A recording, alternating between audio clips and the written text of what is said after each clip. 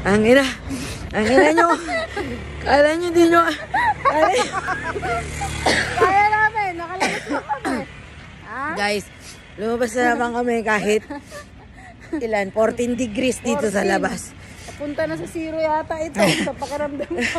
Ang ina nyo, kala nyo di namin kaya. Pero tingnan mo na. Wala outfit namin. Kung hindi na rin kakayanin talaga. Balot na kami. Kanina Ito, nakakrop top ako, lalakarin guys. namin. Ayan. Guys, saan tayo maglalakad? Nandito kami sa Station 4 ng Taipei MRT. Ayan. Tapos, pero di kami sasakay dyan, syempre.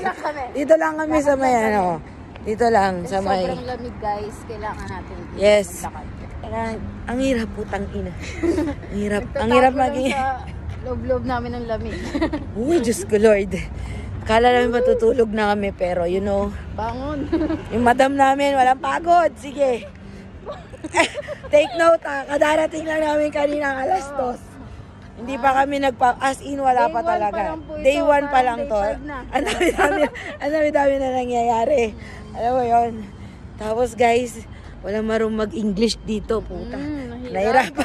Ang hirap umorder ng pagkain. Turo-turo lang. Ganyan. Hayop. Uy, lamig. Tanginis. Yeah, mamaya naman ulit. Bye-bye.